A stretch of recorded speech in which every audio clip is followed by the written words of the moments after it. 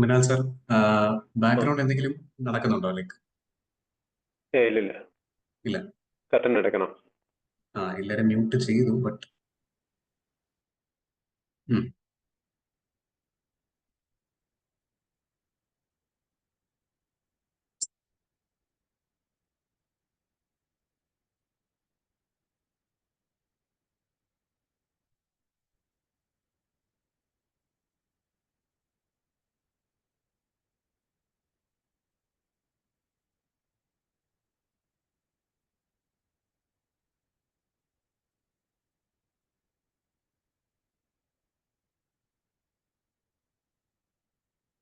Minal sir, നമ്മളൊന്ന് start ചെയ്തിട്ട് പിന്നെ ഒന്ന് സാർ സ്ക്രീൻ ഷെയറിംഗ് ചെയ്യാം. മീൻസ് കൽപ്പന മാഡം ഒന്ന് സംസാരിച്ചിട്ട്.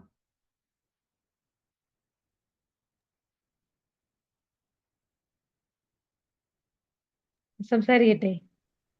Madam, I think will start madam. Yes. Good evening. Welcome to you all. Welcome Beno, Mrinal, Gayatri, PMC sir, and all the participants who have come in time. Anyway, we are not wasting time. We will be going on with the topic. Today we have 3 topics, and each topic, the 20 minutes topic presentation and 10 minutes discussion is envisaged. I think 20 and 10 we can do like that, or Beno, what is your plan? Because when we are talking all the 3 together, usually Madam, the discussion will be, Madam, it will be better to have the discussion after all the 3 sessions, because otherwise it will take a lot of time. But So, if they can stick on to their time, the importance is like, if one talk is over and then there will be questions based on that talk. Otherwise, what will happen is everything will be discussing on the last talk. That is what is happening usually. But if it exceeds time, it is better to do like the otherwise. Otherwise, if after one, if you can take 1 or 2 questions, that will improve the discussion. That is my feel. Okay, we can Riaz, please tell a few words and we can start. We won't lose any time. Ria sir, now I invite IAP State President Dr. Ria Sai to give the keynote address. Go to Ria sir. Actually, I think we have already spoken in the first session. Okay. So I wish all the best, and we can use the time for academics. Thank you. Thank you, sir. So now I invite our first speaker for today, Dr. Mrinal S Pillai. Sir is consultant neonatologist working at GG Hospital. So his topic is infection control practices in newborn care in NICU. Over to Mrinal, sir. Thank you, and good evening to all participants and organizers. Thank you for giving me the opportunity. My topic is preventing infection in the NICU. So we all know that prevention is better than cure, and this rule is most applicable in the NICU, because once a newborn gets the infection, then most likely the baby is going to have a very severe problem or even death. Therefore, we will start with a case scenario. Here we have a baby with a preterm we have a mother with a preterm baby. The mother was doing kangaroo mother care, and during kangaroo mother care, the diaper became loose, and the motion of the baby leaked on her abdomen and on her front open dress. The nurse came and wiped the area with the gauze soaked in alcohol-based solution, and the baby continued in kangaroo mother care, and non-nutritive sucking was also given. The next day, the baby was lethargic and had blood in stool, vomiting, abdominal distension, and the sepsis screen was positive. And here we have to emphasize that First of all, before kangaroo mother care, the diaper should have been changed, and after diaper being changed, the nurse has to wash her hand with soap and water, and then only the kangaroo mother care can be started. Now, once the motion has of the baby has contaminated the mother's skin and on the dress, she actually should have stopped the kangaroo mother care and should have a body wash with soap and change the dress before going on or continuing with the kangaroo mother care. So, for prevention of infection, we'll start with infection prevention during feeding and kangaroo mother care. So, a daily bath with soap by the mother, change of dress daily, avoiding wiping the breast before feeding or expressing milk, keep the breast dry, and hand wash with soap and water before feed and after changing diaper, and sterilize the feeding utensils and breast pump before each use. Sterilizing means washing the container with soap and water, warm water, and then submerging with boiling water for 15 minutes or using steam sterilizer for 6 minutes. And sterile feed separation, that means boil the water each time and avoid using flasks for preparing formula feed, and use sterile disposable feeding tubes and syringes instead of reusing the syringes and feeding tubes. Now, here we will go through the basics of hand hygiene, the prevention of infection during feeding and kangaroo mother care, the 6 stages of prevention of hospital-acquired infection in NICU, the personal protective equipment, PPE, that is used commonly for preventing infection, and the prevention of infection through the lines, that is the peripheral line, which is very commonly used in NICU, and also the central line, prevention of infection because of ventilator, prevention of infection due to the urinary catheter, and also the vaccination of NICU healthcare worker. Now, hospital-acquired infection is an infection acquired in hospital, which was neither present nor incubating at the time of hospital admission. Newborns are particularly prone to hospital-acquired infection because of the following risk factors. And the hand hygiene is the single most important intervention to prevent nosocomial infection. However, the problem is the number of people who follow the hand hygiene is very low. The complaints rate was found to be even as low as 40% in many studies. So how to improve the hand hygiene complaints is one of the important topic that you should consider. And the hand hygiene can be done with alcohol-based solution, that is for 20 to 30 seconds, which we call the hand rub.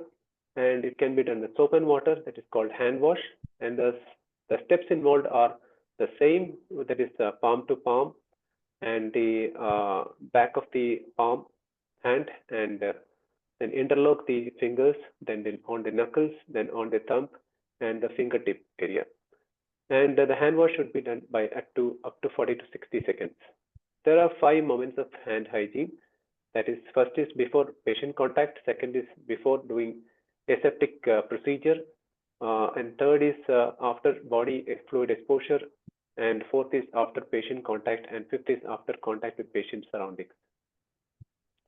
A surgical hand wash for up to 5 to 10 minutes can be done before entering the NICU, and routine meticulous hand hygiene can be done before and after every patient contact, and sufficient amount of hand washing sinks and alcohol-based hand hygiene product dispensers should be available with each of the patient in the NICU. And if gloves are used, then hand hygiene should be done before wearing the glove and after removing the glove. And both the soap and water and alcohol-based rubs are effective in reducing. However, soap and water is better than alcohol hand rub when your hand is soiled with blood or stool or urine. And fingernails should be trimmed short and free because Pseudomonas aeruginosa was found in, and other bacteria can be also seen in fingernails. And all jewelry, rings, bracelets, wristwatch should be removed distal to the elbow because they are associated with gram-negative organism contamination. And this is a study in Hong Kong where they have involved hand hygiene ambassadors. And these were people who do directly observed hand hygiene, they will periodically make the staff and the doctors to wash their hands before touching the patient, and also periodically in between. The personal protective equipment is important, and that involves goggles and mask and cap. And for contact precaution to prevent the infection by multi-drug resistant organisms like MRSA, you can use the hand wash and then disposable gowns and gloves.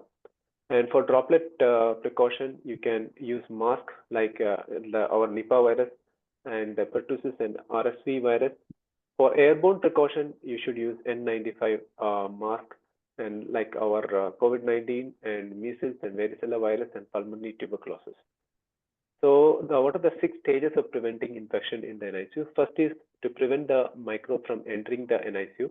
That is by ensuring a clean delivery and resuscitation area where the baby gets delivered, and ensuring clean immediate environment, and hand wash before entering to the NICU, a double door at the entry point of the NICU, and restricted visitor entry with masking and restricted mobile phone use.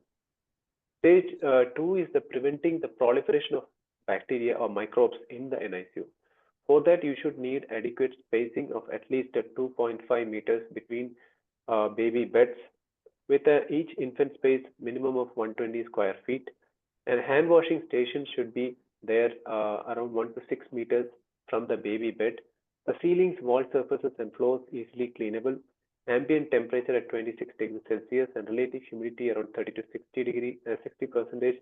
A minimum of air change per hour is of 6, which is not followed in many of the NICUs, and uninterrupted water supply for 24 hours. And biomedical waste management, which is waste segregated to color-coded containers available at the point of generation of waste.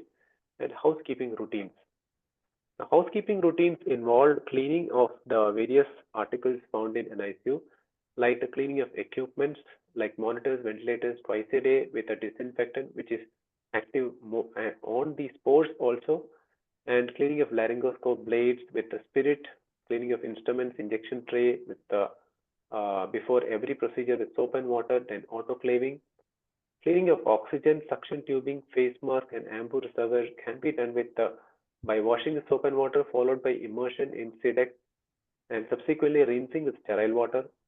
And cleaning of areas and corridors, doctors and nurses and technician room twice a day with damp mop with detergent and water, followed by drying. And washing of bucket slippers once a day or as and when required with soap and water, and allowing drying.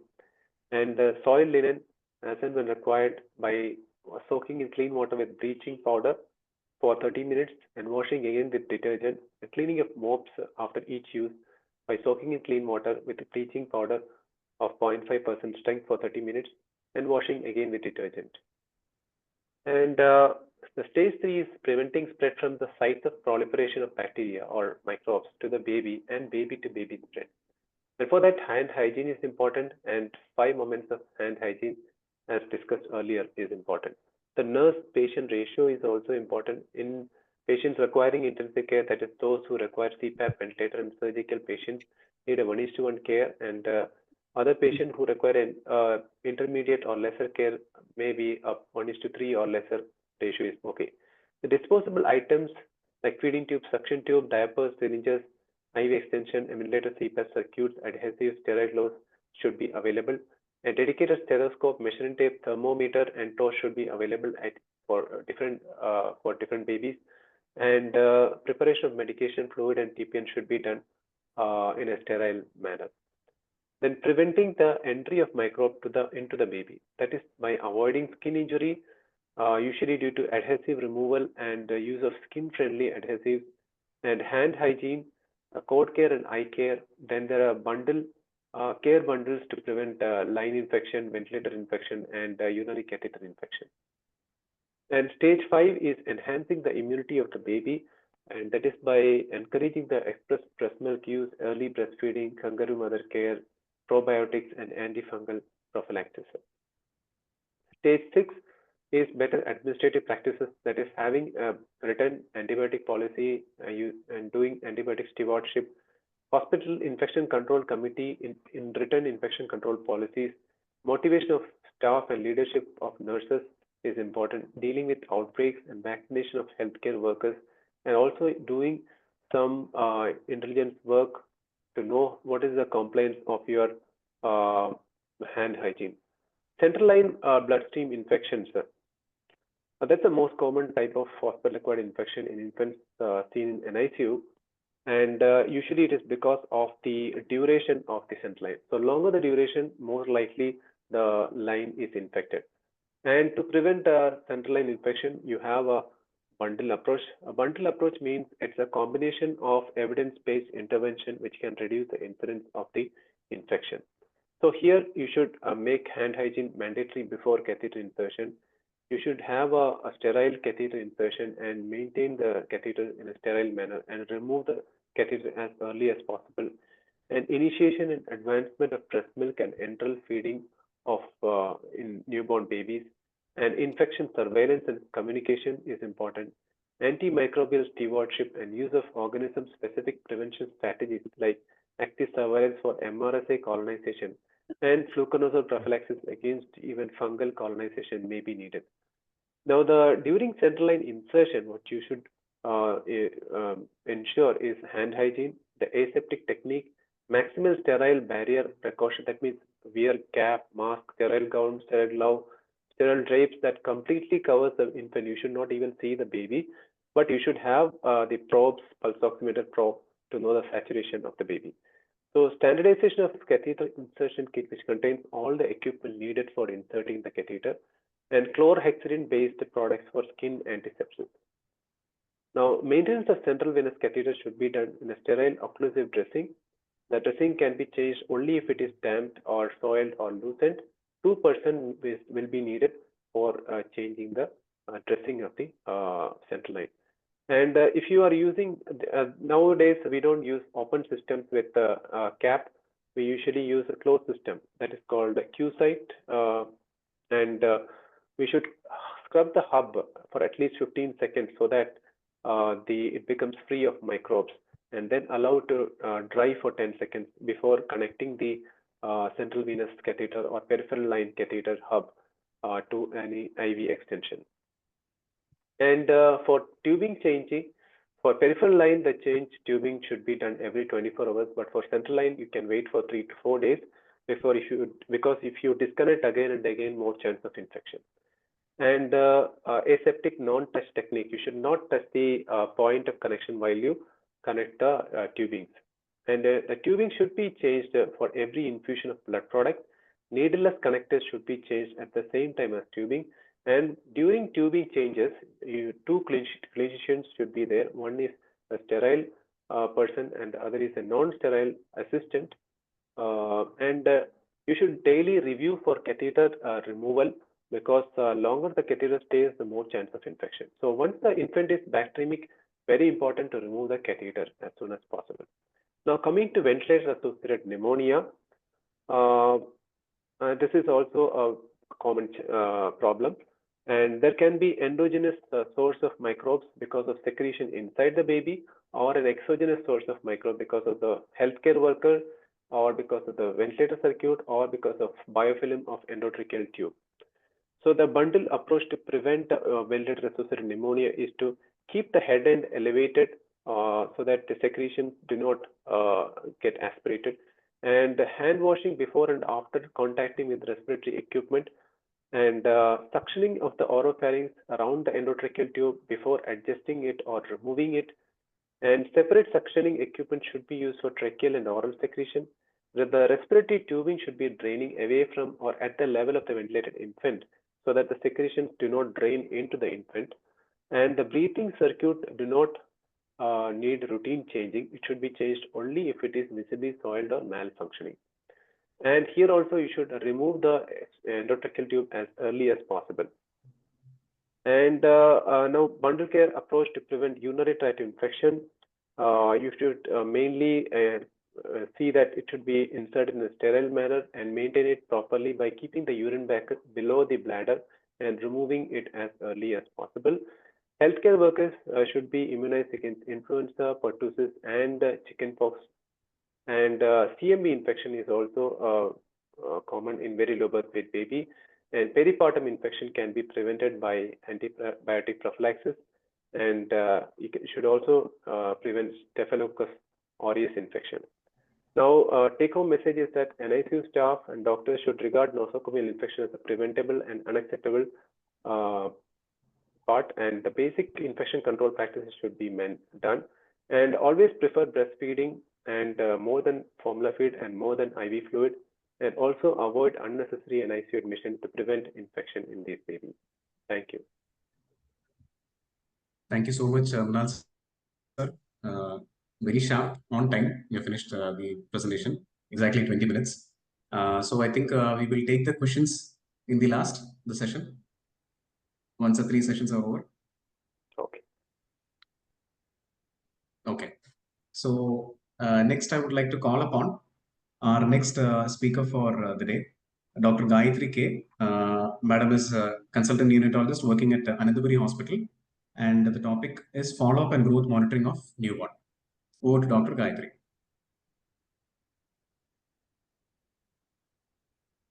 Slides is visible, Dr. Gayatri. Yeah. Hello, sir, is this, can It you is hear me, visible. sir? Okay, sir. It is visible and audible also. Okay, sir. Thank you, the IAP, for giving me this opportunity to present in this module of essential newborn care. So I'll be dealing with follow-up and growth of monitoring of newborn. So it is very important in a preterm baby and high-risk baby, and also for a normal born term babies.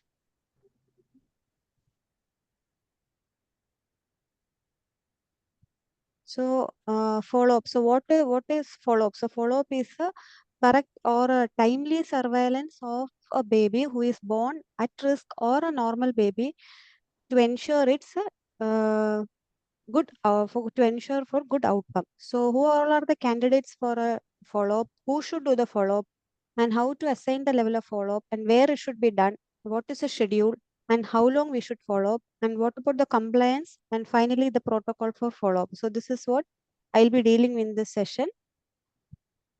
So procedure for follow-up. So these are the prerequisites for before starting a follow-up. So first, there should be a structured discharge summary, which include details of course in the hospital, investigation and treatment received, schedule of follow-up, that is where is the venue, what is the date, and when they should be called back, and whether the baby should be followed up in a well baby clinic or whether the baby should be followed up in a high risk clinic. So there they should register prior, and they should get a prior appointment. And maintenance of records in an uniform format. That is, it should include the demographic and contact details, detailed diagnosis, details of intermittent morbidities and critical investigation, and reports of hearing and vision screening, which was done earlier, nutritional details, anthropometry, development screening chart, neurological assessment performer, immunization details, and doctor's evaluation note at each visit. So these are the prerequisites for a follow-up. So how to assign or which all babies to be called up for follow-up regularly, and how to follow the trajectories. So the risk categories for neurodevelopmental outcomes, they are divided into mild risk, moderate risk, and severe risk based on the gestation, birth weight, and appropriate for the gestation age, intrauterine insults, whether the baby has received antenatal steroids, need for resuscitation at birth, need for ventilation, days on ventilator, and whether they have during the course in the hospital, whether they have received any inotropic support, and hypoglycemic episodes, and how many days or duration of hypoglycemia, and what all the investigation done during the NICU stay, that is neurosonogram or MRI, and whether the baby had a serious infection or a sepsis, then neonatal jaundice, hypothyroidism, and others. These are for 34 weeks and below.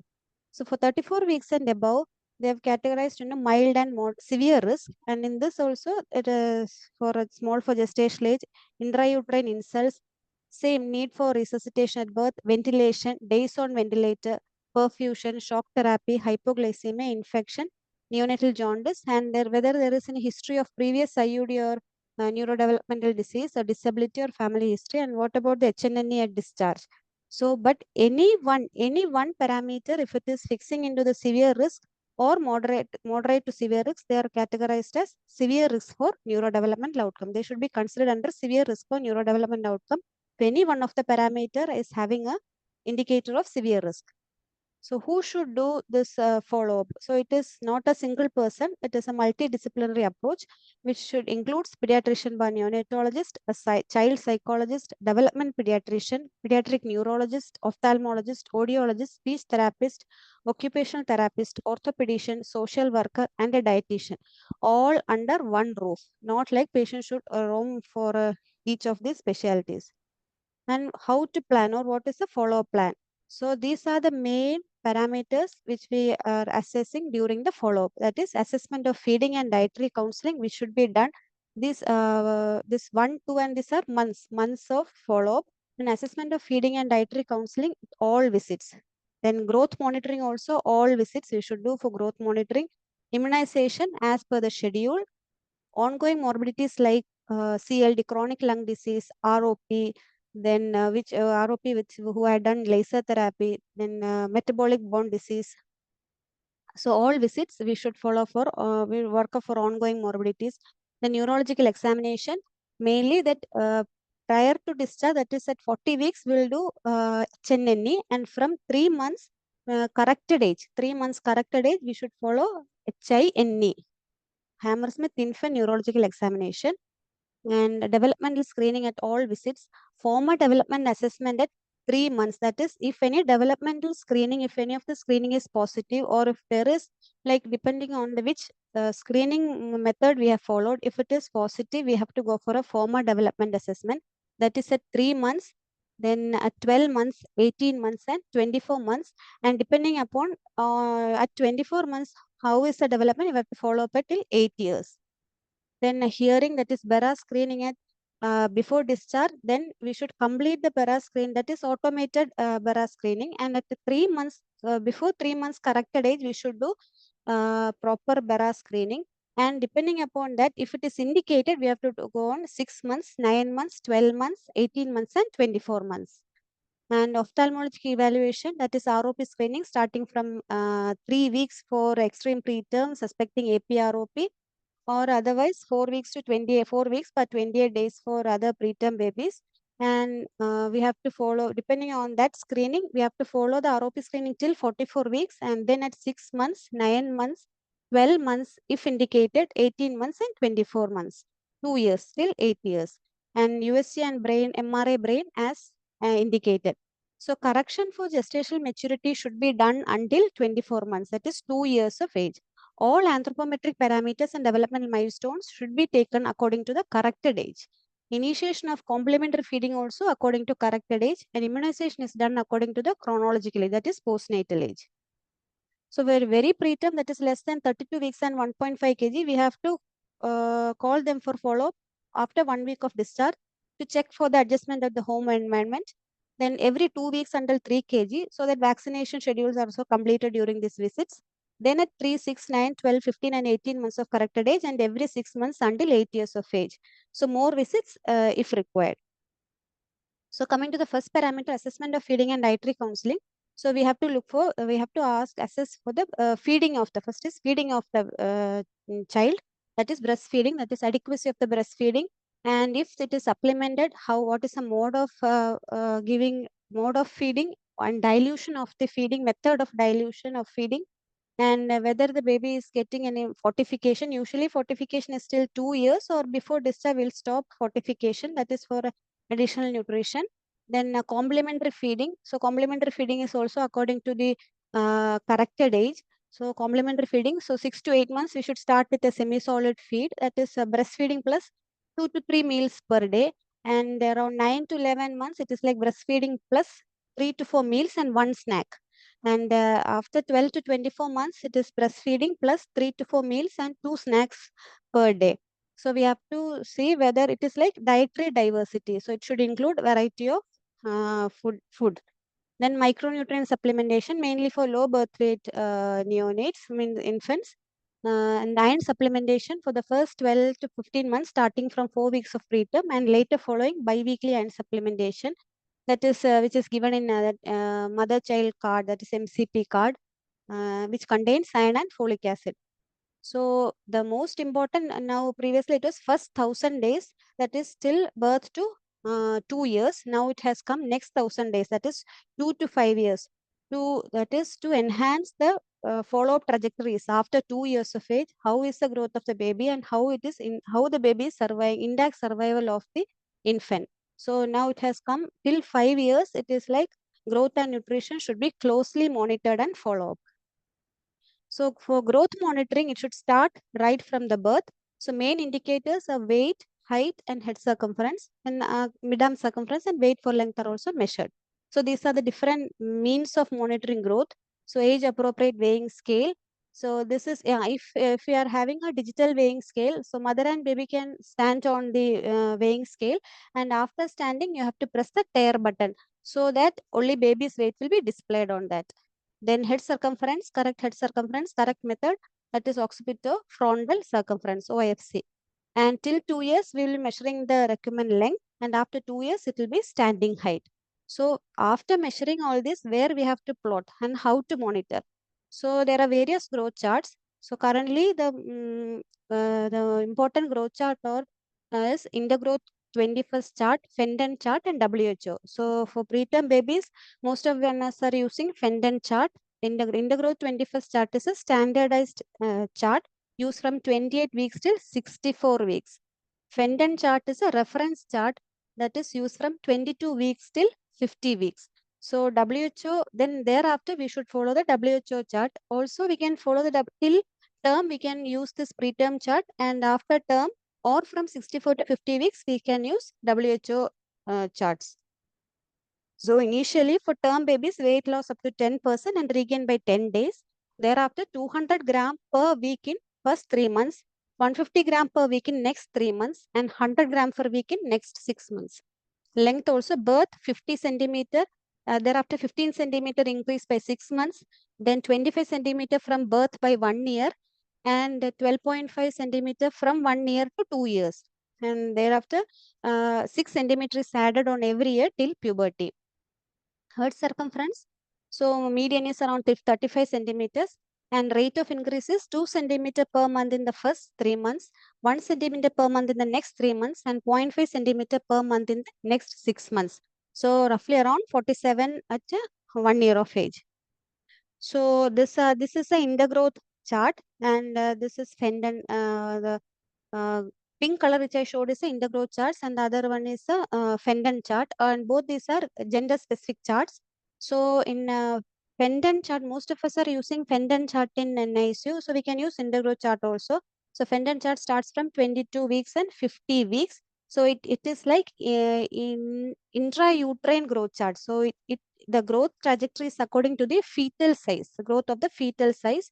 So most of the extreme low birth weight babies will be usually less than the 10th centile. So how to follow up the extreme low birth weight babies is like even if they are at less than 10th centile or 3rd centile, they should follow a trajectory such that it should not fall below the first weight. First 10 to 15 days in preterm, 15% weight loss will be there. So after that, it starts regaining weight. Once it is regaining weight, the catch-up growth will be attained at till 2 years of age. So how we have to avoid to see the growth monitoring in extremely low birth weight babies is it has to follow a continuous chart, like it should not fall below a centile which the child previously had. So that is how, and for extremely low birth weight babies, we should follow this Fenton chart. And Fenton chart, it is the weight is divided in 100 grams, but in intergrowth chart, the weight is divided in 50 grams. And after 40 weeks, we can use WHO growth charts. And here also after 40 weeks or till 64 weeks, intergrowth charts can be used. And this is the growth chart, WHO growth charts, which is in health centers, we are using in mother and child card chart. So this is a WHO chart in health centers, MCP card chart. So what they have done is green, yellow, and orange zone they have given. So the upper line of the upper border of the green is the median. Okay, 50th centile or median. And the lower border of the green and the upper border of the orange, the green zone is well-nourished child, and the yellow zone is moderately nourished, and the orange zone is poorly nourished. So poor weight gain or poor, that is malnourished child. And here also the weight is in 100 grams point, and here in below they have given the columns, that is birth 1 month, 2 month till 1 year, then 2 years, 3 years, 4 years, and 5 years. And each column has like 1 month, and each small column has 4 small lines, that is weeks. So each small column has 4 weeks. So 4 weeks we have to plot in that. And this 2, 3, 4 is the day of visit, and 9 is the year. Then monitoring growth by keeping a regular track on these main indicators, and to see the periods of no growth or weight loss even before a child starts appearing thin. And taking why we are plotting is to take action on the first signs of growth faltering. So main thing is, even if you are monitoring on a growth chart, monitor for excess weight gain in low birth weight babies because of the risk of adult obesity and metabolic syndrome. And it is observed that more EUGR cases are identified by using Fenton chart compared to intergrowth 21st charts. Then coming to immunization, immunization is followed as per schedule in National Immunization Schedule or IAP according to their chronological age as term infants. And for very preterm infants, BCG is given once the baby is stable, and hepatitis B currently no weight criteria is there. And primary vaccine series preferable to complete with 1 brand. And if the hepatitis B, suppose the baby vaccine is given at 30 days of birth, so whether we can give 6 weeks vaccine, the question is like hepatitis B minimum gap should be 4 weeks for a 6 weeks vaccine to be. If the birth dose is given after the birth dose, there should be 4 weeks gap to give the primary series. Then coming to neurological examination. So Hammersmith neonatal neurological examination at discharge or at 40 weeks of post-menstrual age. And then Pritchell's general body movement at 40 weeks. And neurosensory hearing and vision, neurobehavioral conduct like arousal pattern, quality of cry, suckling and swallowing. So this is a performer which is short HNNE, like it includes posture, arm traction, leg traction, head control, and head lag, ventral suspension, and spontaneous tremor, then Moro response, then visual orientation, and any abnormal signs. So the columns which is shown in gray color, it is the normal one. So the other 2 columns on both the side, the first side and the left side and the right side, it includes warning sign. So any of the column, any row in posture, if it is in warning sign area, so we should call them after again 1 month for assessing the HNNA neurological examination. So this is like for OP practice, this short HNNE helps. Then development screening. So development screening is according to developmental observation card with CDC grading, that is it includes developed by CDC Kerala. It includes social smile, there's expected by 2 months, neck holding by 4 months, transfer of objects at 6 months, sitting at 8 months, speech words at 9 months, standing 12 months, and speech sentence at 18 months. Then TDSC, that is development screening chart, and Denver development screen. All these are screening development test at least once in every 6 months till 1 year, and every year till 6 years. So if any of this is positive, we have to go for formal development tests, that is development assessment scales for Indian infants. If screening abnormal within 2 months. So once in first year and then yearly till 6 years. So this is Trivandrum development screening chart, that is still 6 years. And coming to hearing and vision. So hearing screening by OA and automated brainstem reflex and BERA, and check appropriate milestones. Then ROP screening and follow-up till 44 weeks. Refraction from 6 months. So any babies who have undergone ROP screening or undergone laser treatment, the refraction testing should start from 6 months to 9 months till 6 years. And whenever the baby is coming, exclude squint at all visits, and diagnostic BERA before 3 months corrected age, and behavioral audiometry by 1 year of age, and language and speech assessment at 9 months, 12 months, and 18 months by language assessment test, and gross motor functioning scale, that is at from 18 months to 12 years.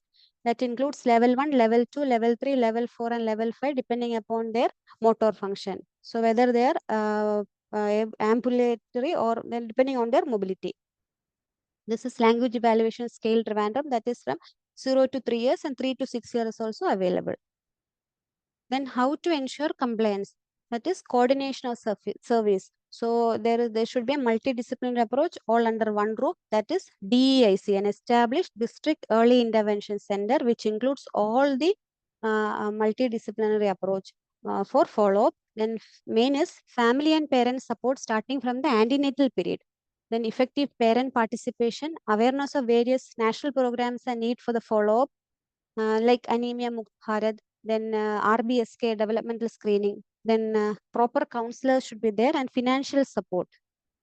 So coming to the conclusion, so algorithm for follow-up at risk infants, that is at risk neonate, start early stimulation or intervention at NICU itself, then pre-discharge checklist to be given, then assigning the level of follow-up based on medical examination, nutrition and growth assessment, neurological examination including neurobehavior, then screening of neurosonogram, eye ROP screening, hearing screening, thyroid screening, metabolic profile, and assessment of parent coping and support services at home and community medical facility.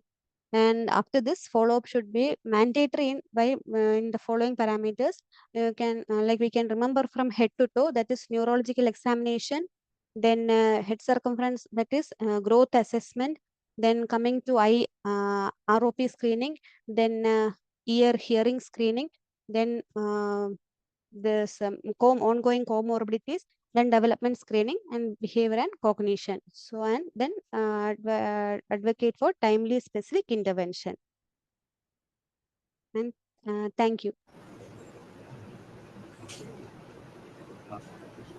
Thank you, Dr. Gayatri, for that very crisp and yet an elaborate presentation. Next, I think we will move on to the third speaker for the day. Now, I would like to call upon Dr. Anand Nandakumar to present on the topic neonatal sepsis and antibiotic stewardship. Over to Anand, sir. Now, is it visible? It is visible and sorry, you're audible. Okay.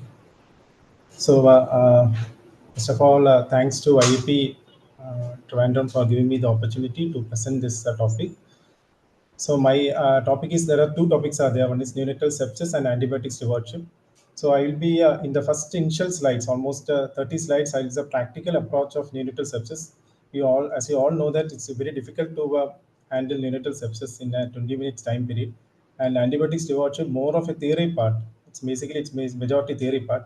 Some of the slides I have put star. I think if anyone wants to catch up, or just that slides, it's enough. Don't go for all the slides. So we'll go with the neonatal sepsis, as Mrinal was beautifully mentioning regarding the moments of hand hygiene, and also the WHO 6-step technique also, and that should be the cornerstone for every neonatal sepsis.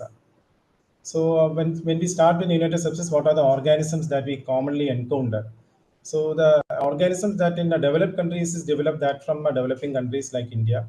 It's in developed countries, it is EONS is Listeria and GBS, and LONS basically it is corns and fungus. But when we come to our own country, from Delhi, as I mentioned, like Delhi, Bangalore, and Trivandrum, because in Delhi comes the Dennis study. So the organisms I will share you in the next couple of slides. And Bangalore, they have compared with the St. John's Bangalore also. And we have our own data from Trivandrum, our own SAT data is there. Is there any difference in the type of organism that we see in the NICU? Almost it is same, the organisms, but the percentage wise it is different. So Dennis study, that is the Delhi neonatal infection study group, they found that the 2/3 of the isolates were gram negative, and the commonest were Acinetobacter, Klebsiella, and E. coli. So it's gram negative predominating. So EONS equal to LONS. That is the first message that I have to give you. And the incidence of sepsis was 14.3% total sepsis. That includes both culture positive and negative sepsis. And culture positive sepsis was a 6.2%. That varies according to each unit, it will vary. And organisms, I already mentioned, EONS equal to LONS. So basically, we classify it is into before 72 hours, it is EONS, and after that, it is LONS. So its value is basically, for an epidemiological point of view, it is there. The source of organism that we will able to get, but the type of organisms is similar. So, and also the sensitivity of the organism to the antibiotics is also similar. So the treatment part is also similar. That's the first point. Second point that I have to give you. So coming to the Case fatality rate in Dennis study was almost the 59% is Acinetobacter case fatality was there. Klebsiella also. You can see that majority of the cases it is going above the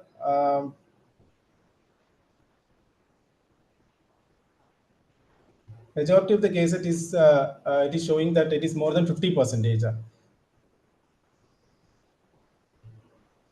Okay.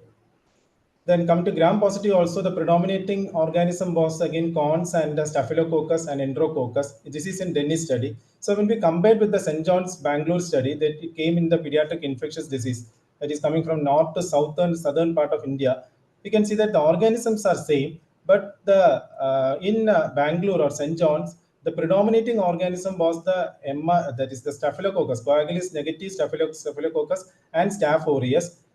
Even though in Dennis study it is gram negative, that is majority of contributing to the even the case fatality rate. And of the gram positive, again MRSA contributes to more. That is 70% of MRSA is there, 50% is there. So the resistant organisms is also coming up, and you can see that there is a fluconazole resistance also. That is, we see that in Candida also fluconazole resistance is there. Of the 12, 4 was fluconazole resistant.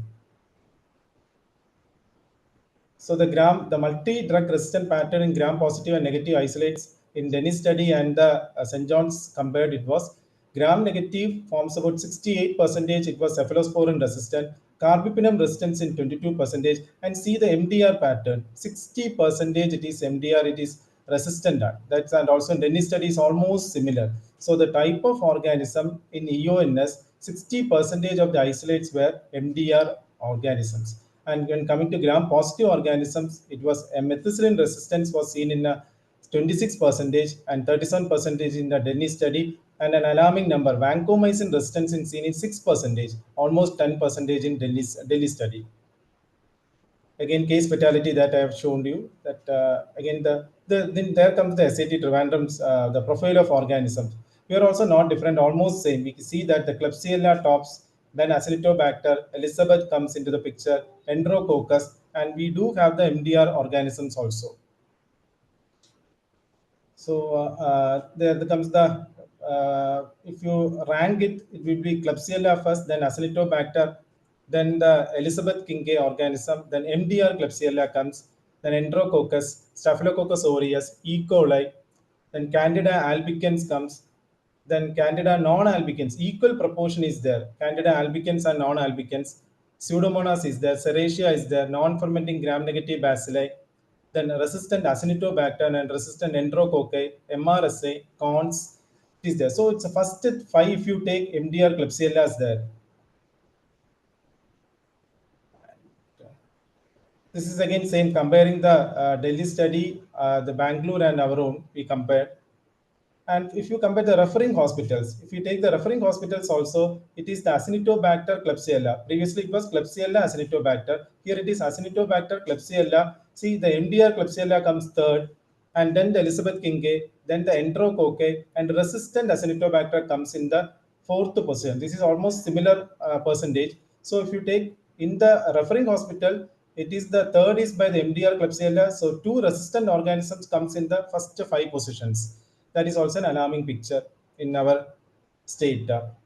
So the type of organism, EONS equal to LONS. In MDR outbound, it is MDR Klebsiella and resistant Acinetobacter, and MDR inbound, it is MDR Klebsiella and VRE is there. Vancomycin resistance is also there. In the 6th position, it is there.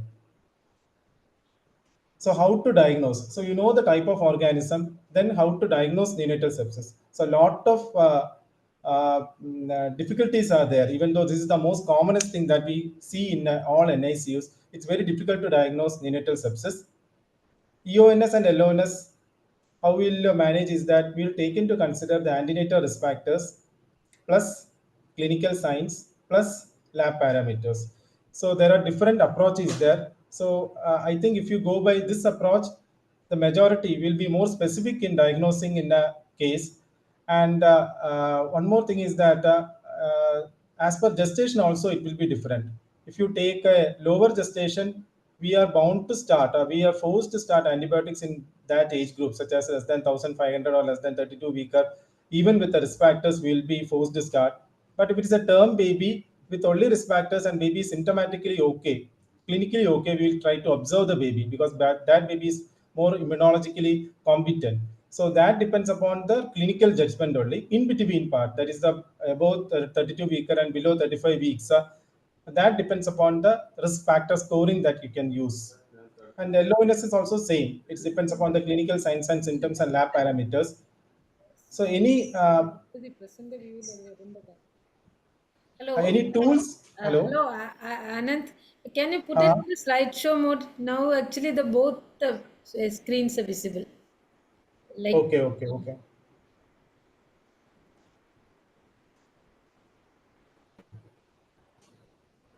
Is it okay? Hello? yes. Hello, Now it's clear. Now it is clear, sir. Now it is clear. Okay. So is there any tools which help in the diagnosis or what we call it as the decision support systems? So in the West, there are so many tools are there, such as the NICHD calculator. It has got its own drawbacks are there. We can't use it because there it takes into account the GBS status, so that we don't have, and the maximum incidence rate of sepsis they have kept is 4 per 1,000. We almost all having a more than 10 to a double digit is there. So we can't take the NICHD calculator. The NICE guidelines are there, in which there are red flag signs, non-red flag signs are there.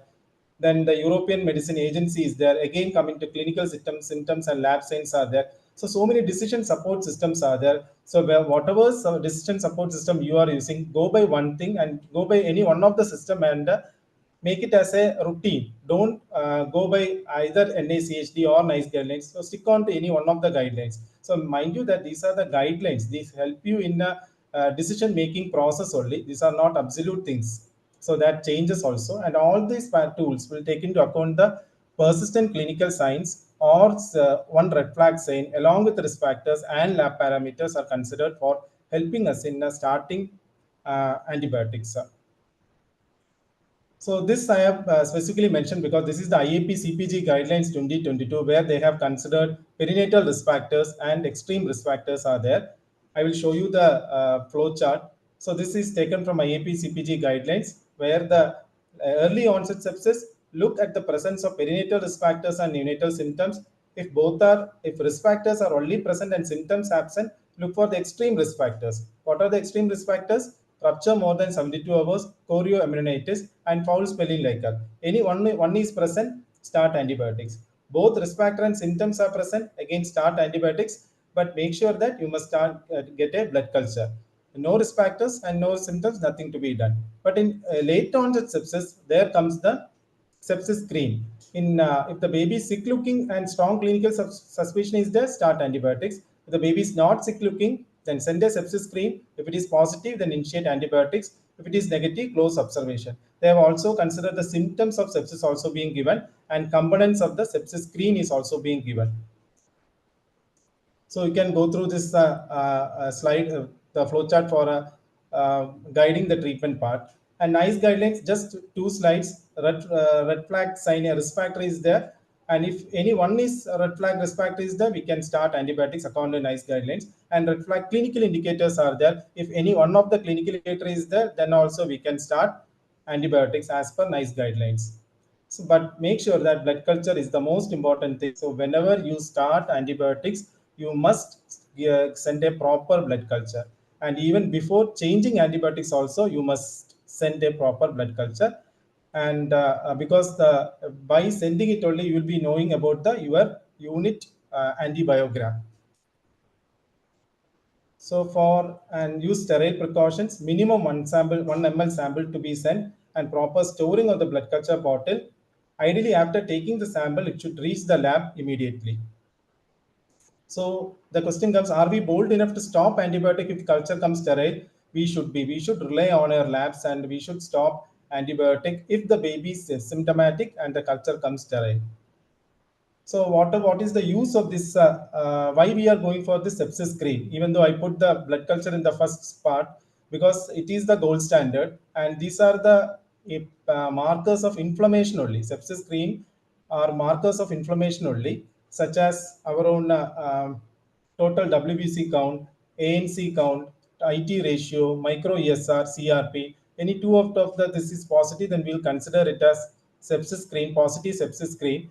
But mind you, this IAP, CAP, CPG guidelines will show you that it is only for LONS, and for EONS, we are not waiting for CRP to start antibiotics. And the role of sepsis screen in EONS is to rule out sepsis. That is a negative predictive value. So we don't wait for a CRP to become positive to start antibiotics. We'll just see the baby, and baby is symptomatic. Clinically, you feel that the baby is symptomatic, risk factors are there, baby is symptomatic, start antibiotics, send a blood culture, start antibiotics. And the role of sepsis screen is very less in EONS. So again, coming to the national level, FBNC has also given us this module where sepsis screen to be sent. If you suspect EONS clinically, they have said that we should send the sepsis screen, or if 2 or more risk factors in an asymptomatic baby is there, you must send. This is basically for a district and sub-district level where blood culture is not available, and LONS also you should send a sepsis screen. Then CSF study. As you know, the pattern of organisms are same. Ideally, LONS, EONS, no difference is there. You must do CSF study if the baby is clinically ill, and not to be done only in case with RDS. RDS, the baby is having pure respiratory distress syndrome without any risk factors, then you must not to do a CSF study at that time, and preferably before starting antibiotics. How to interpret? All guidelines will tell you the normal value. No guidelines will tell you that what is the abnormal value. So it's very difficult, but based on the FBNC guidelines, and also the Cloherty also will tell you that CSF cells more than 30 according to Cloherty, and FBNC says more than 25, of which more than 60% is polymorphonuclear neutrophils. CSF glucose less than 25 to 20 it is being taken. Blood glucose to CSF to blood glucose less than 0.6, and protein more than 150 in term and more than 180 in preterm. Then management, supportive care, along with that supportive care is needed. And this is as per the FBNC guidelines. First line is ampicillin and gentamicin. Second line piptas and amikacin. For meningitis, cefotaxime and amikacin. Meningitis second line is meropenem and amikacin. So why cephalosporin should not be used initially? Because they rapidly induce the production of ESBL or cephalosporinases, and fungal colonization and resistance and fungal sepsis will be more. Cefotaxime is the reserve drug for meningitis, and ceftriax are not used because it displaces bilirubin from albumin binding sites. How long to give? In positive screen, go for 5 to 7 days. But if the baby is clinically normal, you can take it in the 5 days. Minimum time is enough, and stop earlier if culture is sterile and baby is well. And positive blood culture, you can give up to 10 to 14 days. That is again clinically judged. Some units prefer 14 days, some units prefer 10 days, but 14 days is the one that is commonly being practiced all over the unit. Then meningitis, 21 days, and septic arthritis, 6 weeks. And for fungal sepsis, it is 2 weeks from getting a sterile blood culture. So after getting if the baby has grown a candida organism, then after 48 hours, a second blood culture to be sent, and that blood culture comes sterile. From that day onwards, for the next 2 weeks, it should be the treatment duration time period. So it should depend upon the local prevalence and sensitivity pattern. It should cover gram-negative and gram-positive organism and de-escalate when you get the sensitivity pattern. So in SAT hospital, our first choice is monotherapy with amikacin. Then if there is asphyxia or renal failure is there, piperacillin, dose adjusted according to the neofax. So we will go with the neofax dosage and the duration. And second choice is cefeprazone, sulbactam, and cotrimoxazole. Third choice is meropenem and vancomycin. And fourth, basically it is tigecycline and colistin. So we are just a few case reports of our septic arthritis. We managed with the cloxacillin, cefazolin we managed, and I'm skipping through that. And for meningitis, if culture proven, we'll treat for 21 days. Then comes the second topic. This is basically a theory topic only, antimicrobial resistance and antibiotic stewardship. So it's a naturally occurring and transmissible survival mechanism in bacteria, this antimicrobial resistance. And some terms you have to know. This is CRE, CARB. These are the newer terms that are coming up. ESBL you will be knowing. Carbapenem resistant Enterobacteriae, Carbapenem resistant Acinetobacter baumannii. These are the new organisms or the MDR ones that are coming into the picture. Then stewardship. As Alexander Fleming quoted in the famous Nobel lecture, the time may come when penicillin can be bought by anyone in the shops, and then there is the danger that the ignorant man may easily underdose himself, and by exposing his microbes to non-lethal quantities of the drug make them resistant. This was said by the sir in about 1945, and it is still true also. So what do you mean by antimicrobial stewardship? This is a set of coordinated intervention designed to improve and measure the appropriate use of antimicrobial agents by promoting the selection of optimal antimicrobial drug regimen, including dosing, duration of therapy, and route of administration to reduce or avoid their use. Or it is the use of the right antibiotic for the right indication on the right patient at the right time and with the right dose and route, causing the least harm to the patient and the population. This is the definition of antimicrobial stewardship. And why? Because 30% of the global neonatal sepsis mortality is by MDR pathogens. So as I showed you initially itself, and it is why it is occurring because of rising prevalence of MDR bugs in the community, misuse and overuse in IP and OP, off-label use in NICU, no antibiotic policy in the unit, and antenatal indiscriminate use of antibiotics. So it starts from antenatal itself.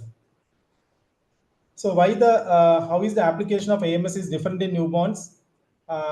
Even though there are challenges in the newborn because there are signs and symptoms are non-specific, non-reliability of the screening test, we can do it because there is a closed environment and controlled environment, and monitoring and implementation is easy inside the environment. And the evidence is that it reduces the initiation of antibiotics, total days of antibiotics, and infants receiving prolonged antibiotics also is reduced. There are core 7 elements are there: leadership, commitment, accountability, drug expertise, action, tracking, reporting, and education. There is a team should be formed for that, and you should know regarding your own antimicrobial profile, assess the resources, decide your priority areas, and go for basic and advanced interventions. So basic interventions, advanced interventions, and interventions to improve antibiotic prescription, microbiology based interventions, and pharmacology based interventions. These are the interventions that usually done. And how to monitor? I think there are certain outcome indicators are there. So you'll go for the days of treatment per 1,000 patient days, in-hospital mortality rate, readmission rates, surgical site infection rates, proportion of infants with treatment failure, treatment-related toxicity, cost of treatment, MDR organism growth rate. And there is a fraction that we will do. It's called DOT. DOT is that aggregate sum of days for which an amount of a specific antimicrobial agent is administered to a particular patient divided by the standardized denominator.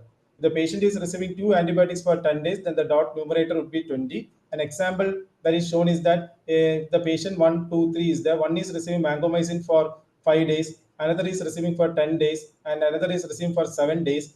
Then the DOT, there are various metrics are there where DOT is being commonly used. So vancomycin days is almost 22 days, 10 plus 7 plus 5, 22 days. So 22 divided by 200, that we have taken as the total patient period is around 200. So 22 divided by 200 into 1000, that is 110 dots per 1000 patient days. This is the way in which we have to report the antimicrobial consumption metrics. And last slide is that stick on to the WHO 6-step technique and recognize the moments of hand hygiene. Don't miss that, and reduce the use of antibiotics inside NICU. Thank you.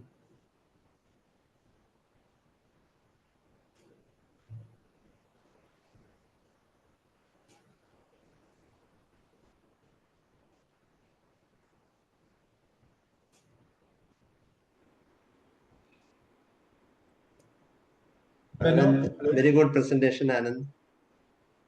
Thank you, sir. Thank you. Any doubts are there? Because all the participants are practicing pediatricians are there. So there are some questions. You can take the questions. Can you see that? Sure, madam. Sure. I think in the chat box, duration of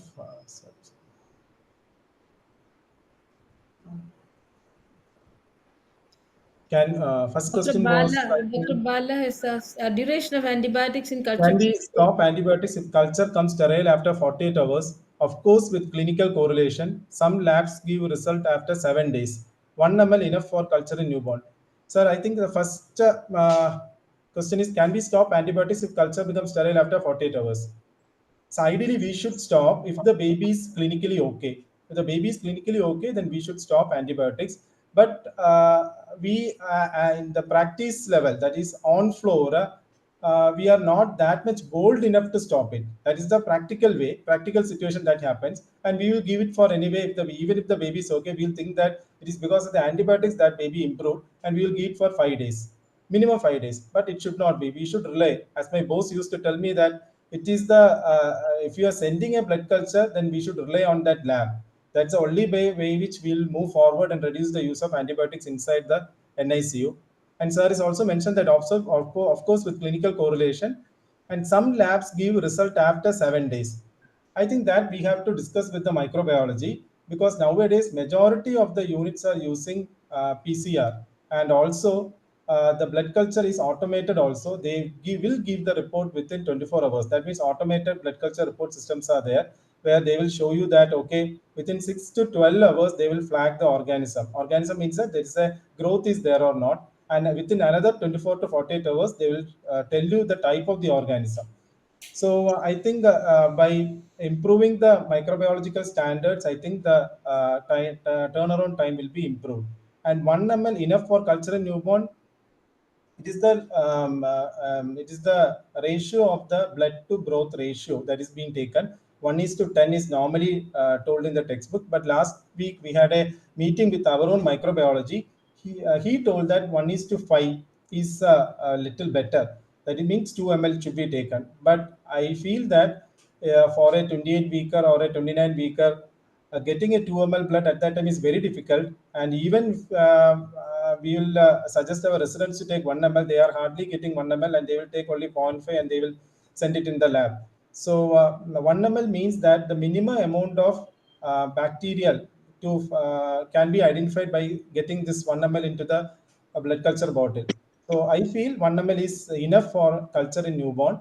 And Dr. Anand, what is 1:10 and 1:5? I didn't get that. correct, sir. This is the that broth that we are taking. That is 10 ml pediatric culture bottle contain 10 ml broth, and to that broth 10 ml we should add 1 ml blood Okay. from the baby. So that is the 1:10 ratio that should be maintained. And the automated blood culture bottles, that's as Bactec and all, we used to we take around 1 ml in such cases also only. So 1 ml is the standard thing. So that should be the routine. This 1:5 came the last meeting only, that microbiologist told us that 1:5 is also useful, but I think 1 ml is enough. And duration of antibiotics in culture positive UTI is 10 days. Yes, sir. It's all culture positive, or that is blood culture as well as urine culture. 10 to 14 days is enough. And for urine culture, we will take it as 10 days. 10 days is enough for that. That's okay only, sir. So 10 days is enough, sir. That's any. Hello. Uh, My question is to Dr. Gayatri. Actually, this newborn HNNE is very, very useful. Can you tell a little in detail about HNNE? Because you have Yeah, yes, ma'am. stuck to the time, and so it was very concise. Because Yes, the ma'am. problem what we face is that many of the centers after discharge they'll be taking care of the baby very well, but after the discharge the neurological examination is often forgotten, and then the baby will be coming with severe spasticity, diplegia, like that. So you have to actually see, and whoever is seeing, it may be the primary pediatrician in the neighborhood may be seeing, but definitely she has mentioned very clearly regarding the time we have to see the baby again and again, and that the DIC, the early developmental stimulation, should start from the newborn. That is very, very important. So just tell in a little in detail about HNN as we have time, and it will be Yes, useful ma'am. to the pediatrician. Uh, is the slide visible, ma'am? No, no.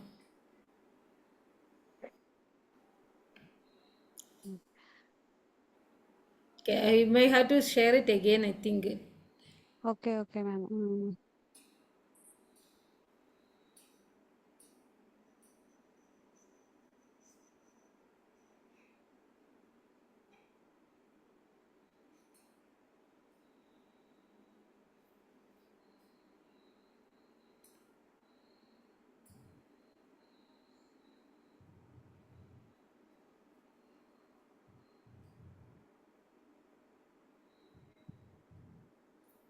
Now is it visible? Yes, yes. Yes. Actually, this is the one which is on the left side. That is Hammersmith neonatal examination. That only one portion only I have put here, ma'am. The other one is on the right side is short HNNE. Okay. So this Hammersmith neonatal examination, it contains like 34 items, ma'am. 34. That is posture and tone, then tone patterns, then audio visual, that visual and orientation, and then hearing, then abnormal movements, and then reflexes, and then abnormal signs. Okay. So under different headings, it has 34 items. So this HNNE have to be taken at 40 weeks of or term equivalent age. Yes. So in it is coded as it is coded in like Any other short we will be using, like anything which warning sign. This is short HNNE is like warning signs, ma'am. Only warning signs we will be seeing. In that posture, arm traction, leg traction, head control. That is head control. That is to flexors and for the extensors. And then head lag, ventral suspension, spontaneous movement, tremor, Moro response, visual orientation, and abnormal signs. So in posture, it includes like fully extended or very slightly flexed. Or in short HNNE, the parameters which is shown in the gray is the normal, which will be taken as normal for the baby, and which is on both the sides, that is on the left side, which is not colored with left side, and the other one is will be taken as warning sign. Okay. So for example, in posture, for the term a term baby, or if for head control, no attempt to raise the head is a warning sign, and but infant trying to raise the head better felt than seen, or raise the head but drops forward or back, and raise the head remains vertical or it may be wobbling. That is a normal for the age, a term equivalent age. Yes. And then for posture, the arms and legs extended or very slightly flexed, then it is considered as a warning sign. This is done at the term equivalent age or at 40 weeks for a preterm infant and for a newborn term infants. Yes. And this means the central gray column, that is the neurological findings which with the reference range for 90%, ma'am. Okay. So the most important part will be the head control, isn't it? Head So control, just in the newborn period at the 40-week age, we can just see that whether it is when you are examining more and more babies, you will be able to understand the difference between control that is not at all there and the child is just holding like that. So if you can see that the child is holding a little, then you can feel that the child will be relatively normal. So better felt than seen, ma'am. yes, better felt than seen. That is correct. So that is all very important, and we usually won't see because a child will be covered in multiple clothes and everything, but you will not be seeing that. So, and another thing is looking at your face, the vision, and as well as the eye fixation. That will be very, very important. And also look at the tone, especially the adductor spasm when you keep Adductors, that is it. Milties and angles. Amylties and ankles are also We very, have to. very important because Yes. sometimes we may see babies at 9 months or 12 months with spasticity. That should not happen because we have a very well established, nice newborn care in most of the areas in Kerala, isn't it? So, especially there are many centers which look after very young babies. So, as the preterms are surviving, the chance for cerebral palsy will be more, isn't it? So but when you are caring well also, the number is much reduced, as we are seeing in our center. So the cerebral palsy is very low. So and if at all it is there, it may be some TS spasm or something which can be managed by early stimulation. So that is the importance of actually the neurological examination. Yes, ma'am. So And Milties and ankles have abductor yes. angle, popliteal angle, and dorsiflexion and scarf sign. Yes. So the angles are also very important. At least look for the adductor angle, because that is a very easily seen one. That is very important. And also this dorsiflexion angle usually in very young It people remains the same. Yes, ma'am. Okay. That is a very nice presentation, Gayatri, as well as Anand, and also Dr. Mrinal. That was a very nice one, like avoiding infection and the points in a very practical way. Like the kangaroo mother care example you have shown is very, very nice. Any other questions there? Any other questions? You can actually directly ask also. Gayatri, can we like stop the screen sharing and we'll... Yes, sir. Yes, sir. Okay, any questions from the audience side? I think I just want to know what is the type of antibiotics they are using in their units. I think whether are they following any policies there or not. Can anyone highlight on that part in their corresponding units? Corresponding units are like the first line antibiotic in Cosmo. Here in Cosmo is Ampigenta. That's what sir. That's what sir was asking. Like what Correct. first line, second? No, okay. First line antibiotics is Ampigenta. Second line will be piperacillin, tazobactam, and amikacin. Third line will be Miro and colistin. Miro and vancomycin. Okay. And sir, one doubt is culture positive UTI. Is it for 10 days, sir? Culture positive UTI. Anand, sir? A culture positive UTA, the treatment regime is from 7 to 14 days you can give. It's not that 7 to 14 days. Again, it's clinical decision only. So around about 10 days is enough. And anyway, you will go for prophylaxis also. Depending upon the underlying condition, you will go for prophylaxis also. Sir, 5 days, like previously what for pediatric cases, I think 5 days would be enough. And then we repeat a culture and see if it's negative, then okay. So 5 days won't be sufficient, sir. You need to continue up to 10 days. I think 5 days won't be sufficient, I think. Okay. I think you'll go for a 7 to 14 days is the time period. Anyway, between 7 to 14 is good. Okay. Recent NNF that guideline says 10 days, 7 to 10 days. 7 to 10 days. Okay. Yes, sir. At least for 7 days, you need to continue. Yes. Okay.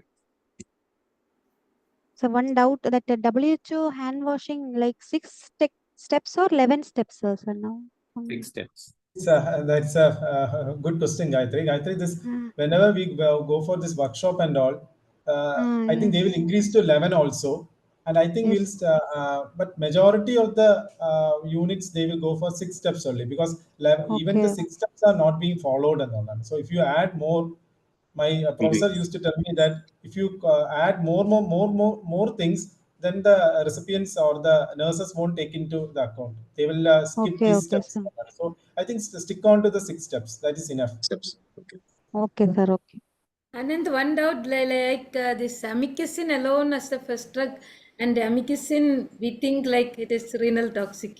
Correct, madam. Correct. This was the initial fear for us also when we started using amikacin.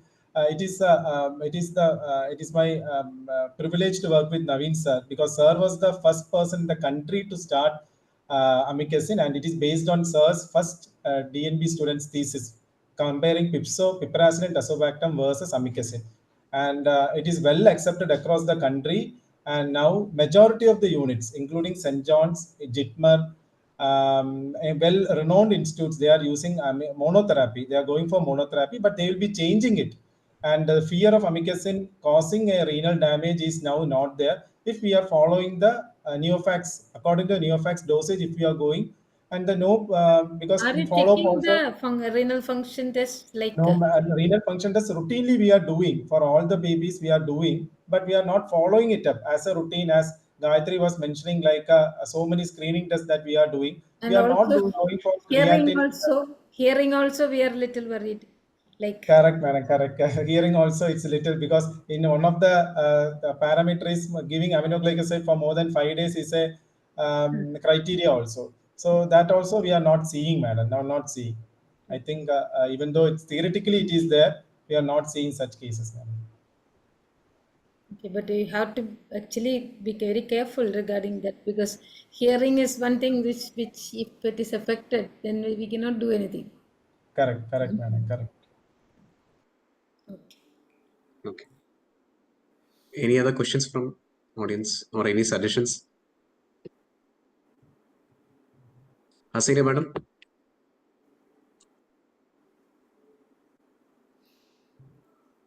Bala sir, any questions? Bala sir?